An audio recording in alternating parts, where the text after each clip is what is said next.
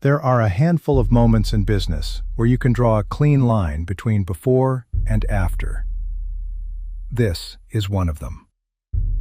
The Macworld Expo opened in San Francisco on January 9, 2007. Steve Jobs took the stage wearing his usual black turtleneck. The audience expected a new iPod, maybe a laptop update. Nobody expected what came next.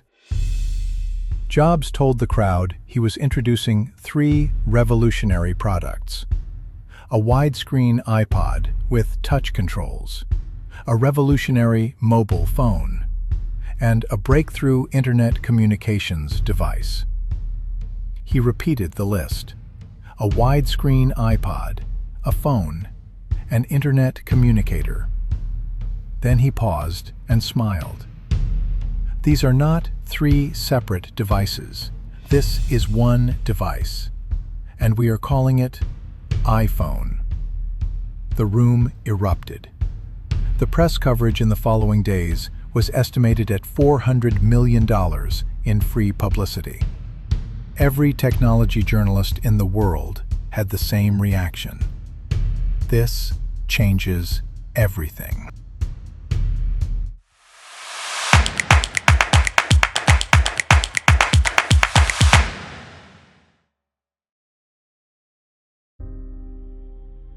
The next morning in Waterloo, Ontario, Mike Lazaridis pulled Jim Balsillie into his office.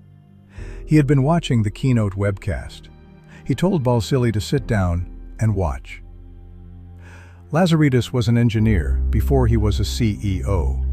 He understood immediately what Apple had done. He said they had put a full web browser on that thing. He said the carriers were not letting BlackBerry put a full browser on their products, but Apple had negotiated its way around them. He said they had put a Mac in this thing, meaning the operating system used more memory and computing power than anything a BlackBerry could run. Lazaridis saw the threat. He understood the engineering. But what happened next defined the next decade. Balsillie was not concerned. His response was measured and dismissive. Apple got a better deal with the carriers, he said, but it is okay, we will be fine. In February of 2007, Balsillie told the press that the iPhone was one more entrant into an already very busy space. He said calling it a sea change for BlackBerry was overstating it. Inside the company, the leadership consensus hardened quickly. Larry Conley, one of Lazaridis's top lieutenants, argued the iPhone was not a threat because it had rapid battery drain and a lousy digital keyboard. Internal meetings characterized it as a flawed consumer toy. It lacked enterprise security. It would destroy carrier networks with its data demands. It was not serious. BlackBerry had just posted its strongest year ever. Revenue was climbing, subscribers were growing, the stock was soaring. From where they sat in Waterloo, the iPhone looked like a flashy experiment from a company that had never made a phone before. They were not wrong about the battery. They were not wrong about the keyboard. They were not wrong about the security. But they were wrong about what mattered. And what they did next would prove it. The months after the iPhone announcement were when BlackBerry's future was decided. Not by Apple, by BlackBerry. Mike Lazaridis did not change his mind. In May of 2008, more than a year after the iPhone keynote, he told an audience that the most exciting mobile trend was full QWERTY keyboards. He was not being ironic. He believed it. The co-CEO structure made decisive action nearly impossible. Lazaridis controlled engineering and product. Balsillie controlled business strategy and deals. They had an agreement never to contradict each other publicly, but privately they pulled in opposite directions. Balsillie wanted to pivot toward a software and services model by licensing BlackBerry Messenger to other platforms. Lazaridis and the board rejected the idea.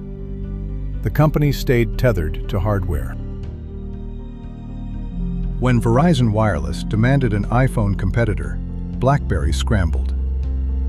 The result was the BlackBerry Storm, launched in November of 2008.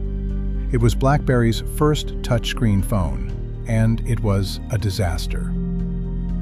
The Storm used a technology called SurePress. The entire glass screen was mounted on a mechanical plate that clicked when pressed, simulating the feel of a physical button. It was an attempt to bring the sensation of a keyboard to a touch screen. The software was buggy, the browser was slow, the experience was miserable. Inside the company, employees called it the shitstorm. Virtually every one of the 1 million units shipped in 2008 had to be replaced. Verizon's chief marketing officer demanded that BlackBerry pay $500 million to cover the cost of the failure. The Storm was not just a bad product. It revealed something deeper. BlackBerry could not let go of the keyboard, even when building a device that did not have one. 2 years later, the company launched the PlayBook tablet. It arrived without native email or a calendar application. Users needed to connect it to a BlackBerry phone just to check their messages. It was another expensive failure. Through all of this, the leadership kept dismissing the shift that was remaking the industry. As late as November of 2010, Jim Balsillie publicly argued that the only app you really need is the browser. By the time he said that, Apple's App Store had already transformed how people used their phones. BlackBerry 10, the operating system that was supposed to save the company, finally launched in January of 2013. By that point, BlackBerry's market share in the United States had fallen to 5.9%. The platform arrived without Instagram, without the apps that consumers expected, and without a reason for anyone to switch back. The refusal was never one decision. It was a chain of decisions, each one reinforcing the last. Keep the keyboard, reject the pivot, dismiss the apps, trust the enterprise clients. Every link in that chain was forged in Waterloo between 2007 and 2010. By the time BlackBerry tried to change, the window had closed. BlackBerry saw the iPhone and called it a toy. They built a touchscreen phone that had to be recalled. They launched a tablet that could not send email. And while they were making those decisions, Apple was building something that no company on earth could catch. What happened next was not a competition. It was a collapse. This story is not over. Subscribe to Economy Now so you do not miss what comes next. Stay with us.